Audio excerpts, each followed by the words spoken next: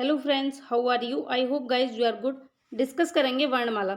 और वर्णमाला में हम स्वर को कंप्लीट डिस्कस कर चुके हैं। ठीक है, स्वर में हमने क्या क्या देखा था, तो यहाँ पर हमने वर्णमाला के अंतर्गत वर्ण यानी ध्वनि का लिखित रूप और ध्वनि वर्ण का मौखिक रूप। उसके बाद हमने लिपि को डिस्कस किया था कि लिखने की जो शैली होती है, लिखने का जो ढंग होता है, वही हमारी लिपि है। और हिंदी भाषा की लिपि कौन सी है? देवनागरी लिपि। वर्णों की बात की थी। वर्ण कितने हैं टोटल हिंदी में? 52, जिनमें दो भाग हैं इसके, वर्ण के, स्वर और व्यंजन। जिनका उच्चारण स्वतंत्र रूप से होता है स्वर, और जिनके उच्चारण में स्वरों की हेल्प लेनी होती है वो व्यंजन। स्वर कितने हैं? तो 11 हैं। और कुल स्वर पूछे जाएंगे तो 13 हैं, जिनमें अयोगवाह भी ऐड होते हैं। ठीक है, उसके बाद हमने अयोगवाह के बारे में जाना था, अंग और आहा। तो ये अयोगवाह हैं, यानी कि ये दोनों क्या है, इनके अंदर स्वर और व्यंजन दोनों के ही गुण विद्यमान होते हैं, इसलिए इनको हम वर्णों के बीच की कड़ी भी कहते हैं। किसको? अयोगवाह को। ठीक है, जो कि आ के योग से मिलकर बने हैं, किंतु व्यंजन के अर्थ को वहन करते हैं, व्यंजन के लिए अर्थ को वहन करते हैं, इसलिए इनको अयोगवाह के नाम से जाना जाता है। फिर स्वर की मात्रा। स्वर की मात्रा में व्यंजनों के विभिन्न प्रकार के उच्चारण को स्पष्ट करने के लिए जब हम व्यंजन के साथ में स्वर का योग करते हैं तो स्वर अपने मूल रूप में ना आकर किस में आते हैं? मात्रा के रूप में आते हैं। वही स्वर की मात्रा होती है। जैसे अलग अलग स्वरों की अलग अलग मात्राएं होती हैं। उसके बाद में हमने बात की थी कि जब दो स्वर लगातार आएंगे तो पहला वाला स्वर मात्रा के रूप में और दूसरा अपने वास्तविक रूप में आएगा। उसके बाद स्वरों का वर्गीकरण किया था हमने उत्पत्ति के आधार पर।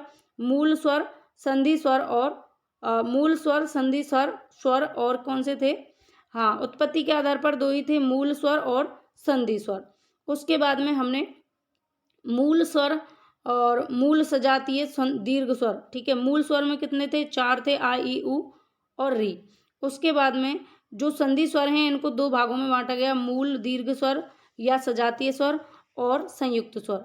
जो सजातीय थे वो आ ई और उ 3 थे, और संयुक्त में ए आई और ओ और औ थे। उसके बाद हमने बात की थी उच्चारण काल के आधार पर स्वरों के भेद। ह्रस्व जिनमें कम समय लगता है, दीर्घ जिनमें ह्रस्व से ज़्यादा समय लगता है, और उसके बाद प्लुत जिनमें ह्रस्व और दीर्घ दोनों से ज़्यादा समय लगता है, यानी अधिक समय लगता है, उसे हम प्लुत स्वर कहते हैं। फिर हमने जीव के प्रयोग के आधार पर अग्रस्वर, मध्य स्वर और पश्च स्वर। उसके बाद में होठ या ओष्ठ की स्थिति के आधार पर आवृत्तिमुखी और वृत्तमुखी स्वरों की बात की थी। फिर मुंह खुलने की स्थिति के आधार पर समृद्ध स्वर और अर्धसमृद्ध स्वर। ठीक है, विवृत स्वर और अर्धविवृत स्वर 4 प्रकार थे मुंह खुलने की स्थिति के आधार पर, समृद्ध, अर्धसमृद्ध, विवृत और अर्धविवृत। तो यहाँ तक हमने डिस्कस कर लिया था वर्ग, वर्ण, वर्ग और उच्चारण स्थान। अब हम बात कर लेते हैं व्यंजन की। तो मैंने आपको फास्ट रिवीजन करा दिया। अब तक हमने जो पढ़ा था, जिन लोगों ने पहले वीडियो नहीं देखी हो उनका रिवीजन हो गया, और नहीं देखी वो लोग दोबारा जाकर देख लेंगे, और जिन्होंने देखा उनका रिवीजन हो चुका है। अब यहाँ पर ये जो वर्ण है इनके उच्चारण स्थान भी दिए हुए हैं। यहाँ से कई बार क्वेश्चन पूछ लिया जाता है, मोस्ट इंपॉर्टेंट है ये, इसको स्टार कर लीजिए और इसको बिल्कुल अपने माइंड में सेट करना कि कौन से वर्ण का उच्चारण स्थान क्या होगा। उसके बाद हम व्यंजन की बात करेंगे। व्यंजन, सबसे पहले व्यंजन में हम किसको बात देख लेते हैं? स्पर्श व्यंजन को। किसको? स्पर्श व्यंजन। स्पर्श व्यंजन कौन से हैं? और व्यंजन के बारे में मैं आपको कल भी बता चुकी हूँ, एक बार और बता देती हूँ। जो स्वर की सहायता से बोले जाते हैं, जो वर्ण स्वर की सहायता से बोले जाते हैं, उन्हें हम क्या कहेंगे? व्यंजन कहेंगे। या फिर व्यंजनों के जिनके उच्चारण के लिए स्वरों की आवश्यकता होती है वो व्यंजन कहलाते हैं। स्वरों के बिना व्यंजनों का उच्चारण संभव ही नहीं है। बिना स्वर वाले व्यंजन में हलंत लगा होता है, जिसे आधा व्यंजन भी कहते हैं। सामान्यतः प्रत्येक व्यंजन में आ स्वर मिला होता है, ये बात आप सब जानते होंगे। जैसे यहाँ पर ये जो का लिखा हुआ है इसमें आ इंक्लूड है, अगर इसके अंदर से हम आ को निकालते हैं तो इस तरीके से हलंत के रूप में लिखा जाएगा। अब ये जो है हमारे पास ये व्यंजन है, क्योंकि सभी के नीचे हलंत लगा हुआ है। तो स्पर्श व्यंजन की बात करें तो इनकी संख्या होती है 25। अब मैं जो एक्स्ट्रा पॉइंट बताऊंगी, जो मैंने यहाँ लिखे भी नहीं हैं, उनको भी ध्यान से सुनिएगा, क्योंकि जो आपकी क्विज तैयार होगी वो उन एक्स्ट्रा पॉइंट से भी होगी। तो एक एक पॉइंट आपके लिए महत्वपूर्ण है, बस पूरे ध्यान से वीडियो को देखते जाइए। स्पर्श व्यंजन, इनकी संख्या कितनी है? 25 है, 25 है इनकी संख्या। और 25 जो संख्या है वो 5 वर्गों में विभक्त है। पहला वर्ग, दूसरा वर्ग, तीसरा वर्ग, चौथा वर्ग और पांचवा वर्ग। तो पहले वर्ग को क्या कहेंगे? क वर्ग कहेंगे, जिसके अंदर का, खा, गा, घा, अणा। फिर उस दूसरा वर्ग है जिसको हम च वर्ग कहेंगे, का वर्ग होगा, ये ता वर्ग होगा और ये पा वर्ग होगा।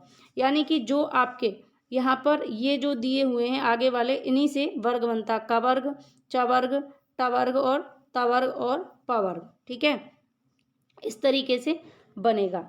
तो यहाँ ये क वर्ग है, एक बार दोबारा देखेंगे, ये है क वर्ग, ये है च वर्ग, ये है ट वर्ग, ये है त वर्ग और ये है प वर्ग। ठीक, तो 5 वर्ग हैं। पहला वर्ग क वर्ग है कहलाएगा, दूसरा वर्ग च वर्ग कहलाएगा, तीसरा वर्ग ट वर्ग कहलाएगा, चौथा वर्ग त वर्ग कहलाएगा और 5वां वर्ग प वर्ग कहलाएगा।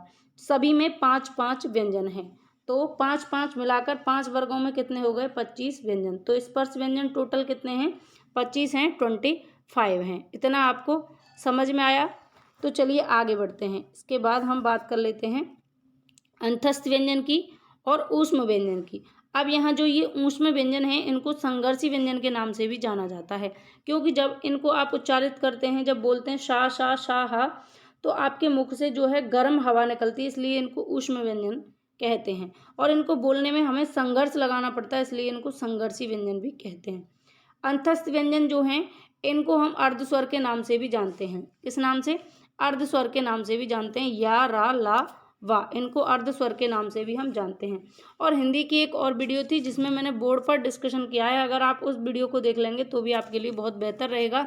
मोस्ट इम्पॉर्टेंट है वो हिंदी की, तो आपको अगर टाइम मिले तो उसको ज़रूर देखिएगा। मैं लिंक टेलीग्राम पर शेयर कर दूँगी, नहीं तो आपको मिल जाएगी हिंदी की। इसी में प्लेलिस्ट बनी हुई है हिंदी की, तो उसमें जाकर आप लोग देख सकते हैं। अब देखिए यहाँ पर ये जो या, रा, लावा हैं, वैसे सिंपली अगर क्वेश्चन पूछा जाएगा निम्न में से कौन सा अंतस्थ व्यंजन है या कौन सा नहीं है, तो इन चारों में से होगा। लेकिन अगर एग्जामिनर ने आपके पेपर को टफ बनाने का प्रयास किया, अगर टफ बनाया, तो वो यहाँ आपको फंसा सकता है इन चारों में, क्योंकि इनको हम अर्धस्वर भी कहते हैं, अंतस्थ व्यंजन भी कहते हैं। अब अर्धस्वर में कौन कौन से वर्ण रह जाते हैं और कौन कौन से इससे बाहर हो जाते हैं, ये मैं आपको बता देती हूँ। तो ये जो रा और ला हैं, ये अर्धस्वर की श्रेणी से बाहर निकल जाते हैं। अगर ये ऑप्शन में चारों हों तो फिर ठीक है, आप फंसेंगे नहीं। अगर ऐसा हो जाए कि आपसे पूछ लिया जाए निम्न में से कौन सा अर्धस्वर नहीं है, मान लीजिए इस तरीके से, और वा दे दिया जाए, या दे दिया जाए और आपके सामने ला दे दिया जाए और इनमें से कोई नहीं, तब आप क्या करेंगे? ऐसी कंडीशन में आपको पता है वा भी अर्धस्वर है, या भी अर्धस्वर है, ला भी अर्धस्वर है, रा भी अर्धस्वर है, जबकि वो पूछ रहा कौन सा नहीं है। ठीक है, तो ऐसी स्थिति में आपको लगाने के लिए क्या करना होगा, वो मैं आपको बता देती हूँ। ये जो रा और ला है, रा हमारा क्या हो जाता, क्या कहलाता है? लुंठित वर्ण कहलाता है। ये क्या कहलाता है? लुंठित। जब आप इसका उच्चारण करेंगे तो आपकी जीवा जो है लुढ़कने का काम करेगी। आप बोलकर देखेंगे रा, तो ऐसा लगेगा जैसे हमारी जीभ लुढ़क रही है, तो इसलिए ये लुंठित वर्ण कहलाता है। और ये जो ला है, ये पार्श्विक वर्ण कहलाता है। जब इनको लुंठित और पार्श्विक की श्रेणी में रखेंगे तब हमारे पास अर्धस्वर सिर्फ 2 बचे जाते हैं, या और वा। अगर चारों हैं तो चारों ही अर्धस्वर हैं, लेकिन अगर आपको ज़्यादा टफ बनाएगा क्वेश्चन को, तो इसको लुंठित और इसको पार्श्विक वर्ण की श्रेणी में रखकर आपसे या और वा इन दोनों में से क्वेश्चन बन सकता है। अगर अर्धस्वर ऐसी स्थिति में पूछा जाए जब ये चारों मौजूद हों, या ये तीन मौजूद हों, ये दोनों और एक ये, और जब कहे कि अर्धस्वर कौन सा नहीं है, तो आप ला के साथ जाएंगे। अगर उसमें रा होगा तो रा के साथ जाएंगे, क्योंकि इन दोनों को अर्धस्वर की श्रेणी से जब हटा दिया जाता है, जब इनको लुंठित और पार्श्विक की श्रेणी में रख दिया जाता है। उम्मीद है कि आपको समझ में आ रहा होगा। ठीक है, और ये जो है आपके ऊष्म संघर्षी व्यंजन हैं। ठीक, ध्यान रखना, इनको अर्धस्वर के नाम से भी जानते हैं और इन्हें अंतस्थ व्यंजन के नाम से भी जाना जाता है। और अंतस्थ व्यंजन कौन से व्यंजन होते हैं? जिन व्यंजनों का उच्चारण स्वर व व्यंजनों के बीच होता है, यानी कि स्वर और व्यंजनों के बीच में जिनका उच्चारण होता है, वो कैसे व्यंजन कहलाते हैं? अंतस्थ व्यंजन कहलाते हैं, और इनको अर्धस्वर के नाम से भी जाना जाता है। ध्यान रखना। ठीक है, आगे बढ़िए और आगे बढ़ते हैं। और ऊष्म संघर्षी आपको मैंने बता ही दिया, जिन ध्वनियों के उच्चारण में हमारा जो मुख है, हवा जो है हमारे मुख से रगड़ खा के निकले या संघर्ष करके निकले या ऊष्मा पैदा करे, तो हम उन्हें ऊष्म व्यंजन या संघर्षी व्यंजन कहते हैं। संख्या अगर पूछी जाए कि ऊष्म व्यंजनों की संख्या कितनी है, तो 4 है। अंतस्थ व्यंजनों की संख्या कितनी है, तो 4 है। अर्धस्वर की संख्या कितनी है, तो 4 है। ठीक है, अगर उस स्थिति में अगर आपसे पूछा जाएगा तो इन दोनों को लुंठित और पार्श्विक कर दिया जाएगा। ठीक, चलिए आगे बढ़ें और इनके उच्चारण स्थान का भी ध्यान रखेंगे। ये जो सा है, इसका उच्चारण स्थान तालु है, इसका मूर्धा है, इसका दंती है और इसका कंठ। ठीक है, क्या होगा, कांकल्य या कंठोष्ठ इसको कह सकते हैं। ठीक, ध्यान रखिएगा इनका उच्चारण स्थान, इन तीनों में कन्फ्यूजन होती है तो इन तीनों का तो मोस्टली ध्यान रखेंगे, इसका तालु, इसका मूर्धा और इसका दंत। इसको दंती सा कहते हैं, इसको मूर्धा सा कहते हैं और इसको तालव्य सा कहते हैं। अब आगे बढ़ेंगे और हम बात करेंगे व्यंजनों के संख्या की। ठीक है, एक और होता है संयुक्त व्यंजन, हम डिस्कस कर लेंगे अभी। संयुक्त व्यंजन वे व्यंजन होते हैं जो दो व्यंजनों के मेल से बने होते हैं, यानी दो व्यंजन मिलकर जिनका निर्माण करते हैं वो संयुक्त व्यंजन कहलाते हैं। और ये 4 होते हैं, इनकी संख्या कितनी होती है, 4। स्पर्श व्यंजन की हम बात कर चुके हैं, 25 होते हैं, 5 वर्गों में विभक्त होते हैं। कितने वर्गों में, 5 वर्गों में ये विभक्त होते हैं, कवर्ग, चवर्ग, टवर्ग, तवर्ग और पवर्ग। ठीक है, 5 वर्ग होते हैं और इनकी संख्या कितनी होती है, 25 होती है। उसके बाद अंतस्थ व्यंजन, यारा, लावा, ये भी 4 होते हैं। ठीक है, ऊष्म व्यंजन, सासा, साहा, ये भी 4 होते हैं। संयुक्त व्यंजन ये भी 4 होते हैं, ख्यात, त्राग, ज्ञा और श्रा, ख्यात, त्राग, ज्ञा और श्रा। फिर द्विगुण व्यंजन, द्विगुण व्यंजन या उत्क्षिप्त व्यंजन के नाम से भी इनको जाना जाता है। अब ध्यान रखना, मैं 2 बातें बोल रही हूँ, यहाँ द्विगुण लिखा हुआ है लेकिन इनको उत्क्षिप्त व्यंजन के नाम से भी जाना जाता है। किसके नाम से, उत्क्षिप्त व्यंजन, इस तरीके से लिखेगा, उत्क्षिप्त व्यंजन, इसके नाम से भी इनको जाना जाता है। ये कौन से होते हैं, जिनके उच्चारण में जीभ पहले ऊपर उठकर और मूर्धा को टच करती है और फिर झटके के साथ नीचे को आती है, उन्हें हम उत्क्षिप्त व्यंजन कहते हैं, या इनको द्विगुण व्यंजन भी कहते हैं। ठीक, ध्यान रखेंगे। कौन कौन से होते हैं ये द्विगुण व्यंजन जो हैं, इनकी संख्या कितनी है, तो 2 है इनकी संख्या। कौन सी है, डा और ढा। ठीक, जो हमारे 5 वर्ग थे, यहाँ पर मैं आपको दिखा देती हूँ। ये जो डा और ढा है, ये दोनों उत्क्षिप्त व्यंजन हैं। कैसे व्यंजन हैं, उत्क्षिप्त व्यंजन या फिर द्विगुण व्यंजन। अब अगर आपसे क्वेश्चन और ज़्यादा डीप में पूछ लिया जाए तो कैसे पूछा जाएगा कि निम्न में से कौन सा उत्क्षिप्त वर्ग है, तो ये जो जिनमें उत्क्षिप्त व्यंजन आ रहे हैं वही उत्क्षिप्त वर्ग है। ध्यान रखना, इस वर्ग के अंतर्गत ये दोनों आ रहे हैं तो यही उत्क्षिप्त वर्ग हो जाएगा, क्योंकि ये 5 वर्ग हैं, कवर्ग, चवर्ग, टवर्ग, तवर्ग और पवर्ग। तो जो टवर्ग है यही उत्क्षिप्त वर्ग है अगर वर्ग पूछा जाए, और व्यंजन पूछे जाएं या वर्ण पूछे जाएं तो डा और ढा हो जाएंगे। उसके बाद हम आगे बढ़ते हैं, इसको देख लीजिए, स्क्रीनशॉट ले लीजिए या अपने माइंड में सेट कर लीजिए, क्विज में आपको 100% देना है। तो व्यंजनों की संख्या अगर पूछी जाए तो 39 लगाएंगे, और परंपरागत रूप से अगर पूछी जाएगी आपसे व्यंजनों की संख्या तो आप 33 मारेंगे। तो अब अकॉर्डिंग टू ऑप्शन आप चलिएगा, अगर आपके ऑप्शन में 39 दिया हुआ है तो आप 39 के साथ जाएंगे, और 33 दिया हुआ है तो वो परंपरागत रूप से पूछेगा तो 33 के साथ जाएंगे। जिसमें 33 जो होते हैं ये का से और हा तक इसमें हमारे वर्णों की या व्यंजनों की संख्या होती है। इसमें यहाँ से एक क्वेश्चन और बन जाता है, इसको ध्यान से देख लीजिए। क्वेश्चन क्या बनेगा कि संयुक्त स्वर, संयुक्त स्वरों की संख्या कितनी है, 4 है। मैं आपको बता चुकी, जो अलग अलग स्वरों से मिलकर बनते हैं वो संयुक्त स्वर कहलाते हैं, क्योंकि संधि स्वर जो थे उनको हमने 2 भागों में बांटा था, एक सजातीय स्वर और एक संयुक्त स्वर। तो सजातीय दीर्घ स्वर जो थे वो सवर्णी वर्णों से, सवर्णी स्वरों से मिलकर बने थे, और ये अलग अलग स्वरों से मिलकर बने थे। फिर उसके बाद हम संयुक्त व्यंजन की बात करें तो ये 4 होते हैं, क्षा, त्राग, ज्ञा और स्रा। उसके बाद संयुक्त वर्ण अगर आपसे पूछ लिया जाए तो वर्ण में स्वर और व्यंजन दोनों मिल जाएंगे, इसलिए संयुक्त वर्ण कितने हो जाएंगे, 4। तो 4 इसमें स्वर हो जाएंगे और 4 व्यंजन हो जाएंगे। ये औ होगा और नहीं होगा, ठीक है, तो ये औ होगा। ठीक, ए, आई, ओ और औ, छात्रा, ज्ञा और स्रा। तो ये 4 और 4, 4 स्वर और 4 व्यंजन, ये 8 वर्ण होते हैं। कैसे, संयुक्त वर्ण। संयुक्त व्यंजन 4, संयुक्त वर्ण 8 और संयुक्त स्वर 4। स्वर भी 4, व्यंजन भी 4 और वर्ण पूछ लिया जाए तो 8 मारेंगे। ठीक, व्यंजनों का वर्गीकरण। अब व्यंजनों का हम वर्गीकरण कर लेते हैं। तो मोस्टली 33 पूछा जाता है, अगर ऑप्शन में 33 ना रख के 39 रख दिया जाए तो आप 39 के साथ चले जाएंगे। ठीक है, ये बात ध्यान रखेंगे। अब हम व्यंजनों का वर्गीकरण कर लेते हैं घोषत्व के आधार पर और प्राण तत्व के आधार पर। यहाँ से भी क्वेश्चन बन जाता है, तो चलिए इसको भी हम डिस्कस कर लेते हैं। घोषत्व के आधार पर व्यंजनों का वर्गीकरण। घोष का अर्थ होता है स्वर तंत्र में कंपन। जो हमारा स्वर तंत्र है अगर उसमें कंपन हो रहा है तो वो हमारा क्या हो जाएगा, घोष हो जाएगा। घोष का अर्थ होता है हमारे स्वर तंत्र में कंपन होना, यानी कि घर्षण करना। घोष का मतलब हमारे स्वर तंत्र में कंपन होना या घर्षण करना। अब घोषत्व के आधार पर जो हमारे व्यंजन हैं उनके दो प्रकार हैं, अघोष व्यंजन और सघोष व्यंजन। कितने? दो प्रकार हैं, अघोष व्यंजन और सघोष व्यंजन। अघोष व्यंजन कौन से होते हैं? तो जिन व्यंजनों के उच्चारण में स्वर तंत्र में कंपन नहीं होता। बार बार कई बार लोग यहाँ पे कंफ्यूज होते हैं कि अघोष में कंपन हो जाता है, लेकिन नहीं। आ का मतलब होता है नहीं। आपने देखा होगा यहाँ पर लिखा हुआ है, जैसे मैं लिख दूं मान, ठीक है ना, अपमान, ये अपोजिट हो गया इसका।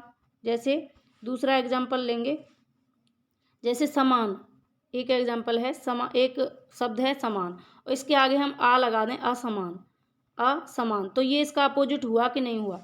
तो ध्यान रखिए, घोष का मतलब जिनमें कंपन होता है और अघोष का मतलब जिनको उच्चारित करने में कंपन नहीं होता। ठीक, तो जिन व्यंजनों के उच्चारण में हमारे स्वर तंत्र में कंपन नहीं होता, बिल्कुल नहीं होता, वो कौन से होंगे? अघोष होंगे, क्योंकि घोष का मतलब कंपन होना है और अघोष हो गया तो इसमें कंपन नहीं होगा।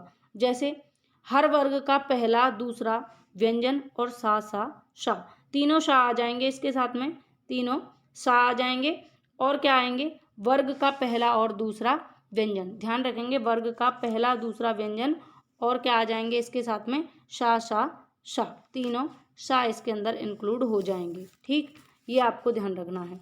सा कौन कौन से? तालव्य शा, मूर्धा सा और दंती सा, तीनों सा और पहला दूसरा वर्ग, वर्ग का पहला दूसरा व्यंजन।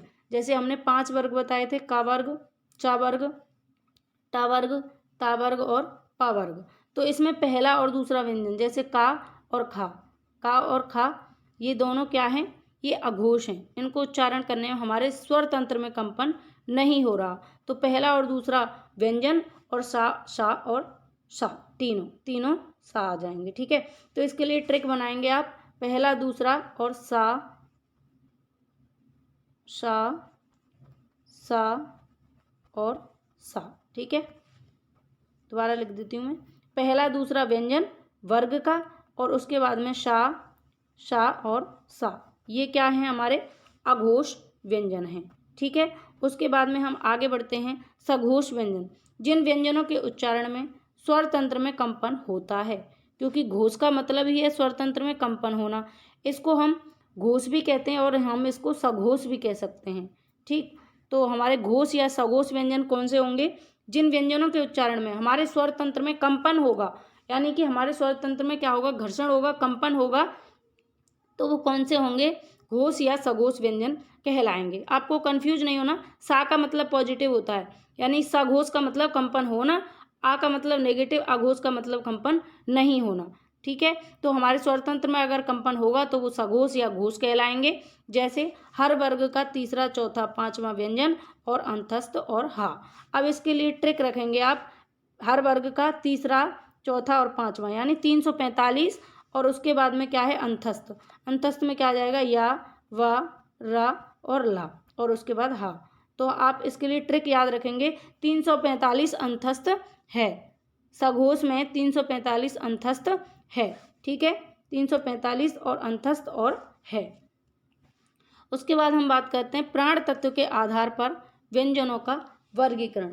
प्राण तत्व के आधार पर भी व्यंजनों के दो प्रकार हैं। कितने प्रकार? दो प्रकार। यहाँ प्राण का अर्थ होता है हवा या सांस से। ठीक है, प्राण का अर्थ किससे है? हवा से या सांस से, जिनको उच्चारित करने में हमारे मुख से हवा निकले, तो उस तरीके से अल्प प्राण, जब कम हवा निकलेगी तो अल्प प्राण, ज़्यादा हवा निकलेगी तो महाप्राण। ठीक है, तो अल्प प्राण की बात कर लेते हैं। जिन व्यंजनों के उच्चारण में मुख से कम हवा निकले उन्हें हम अल्प प्राण व्यंजन कहते हैं। जैसे हर वर्ग का पहला तीसरा पांचवा और अंतस्थ व्यंजन, हर वर्ग का पहला तीसरा पांचवा और अंतस्थ व्यंजन। ठीक है, अंतस्थ व्यंजन। ठीक, हर वर्ग का पहला तीसरा और पांचवा। अब अल्प प्राण के लिए आपको ट्रिक बनानी है, 135 अंतस्थ व्यंजन, 135 अंतस्थ व्यंजन, ये किसके लिए है? अल्प प्राण के लिए।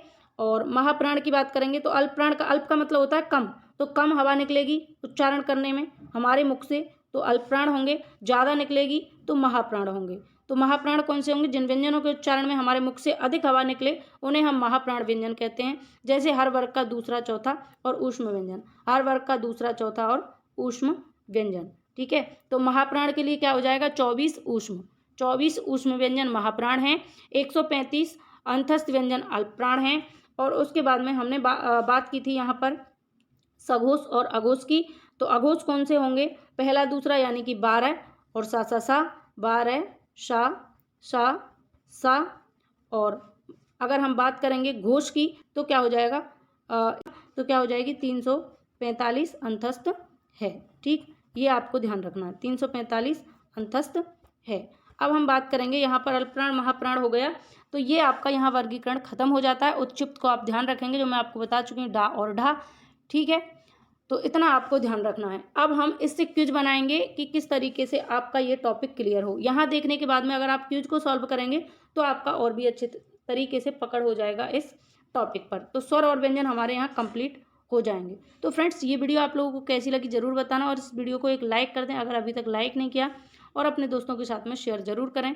चैनल फर्स्ट टाइम विजिट कर रहे हैं तो सब्सक्राइब करके नोटिफिकेशन आइकन को प्रेस कर लें, और आप हमें फेसबुक, टेलीग्राम और इंस्टाग्राम पर भी फॉलो कर सकते हैं। और फ्रेंड्स, ज़्यादा से ज़्यादा मित्रों को जोड़ने का प्रयास करें। चैनल से प्रोग्रेस अभी कम है, आप लोग सपोर्ट कीजिए, ज़्यादा से ज़्यादा लोगों को बताइए चैनल के बारे में। अगर आप चाहते हैं कि एक्सपर्ट ओपिनियन आगे जाए और हम और बेहतर तरीके से डिस्कशन कर सकें, तो ये आप ही कर सकते हैं, केवल और केवल आप। सिर्फ और सिर्फ आपके हाथ में है इस चैनल को आगे पहुंचाना। तो ज़्यादा से ज़्यादा मित्रों को इसके बारे में बताइए, शेयर करवाइए और करिए, और ज़्यादा से ज़्यादा लोगों को चैनल से जोड़ने का प्रयास करिए। तो चलिए मिलते हैं अगली वीडियो में, तब तक के लिए बाय बाय, टेक केयर, अपना ख्याल रखिए, घर पर रहिए, सुरक्षित रहिए, गुड बाय।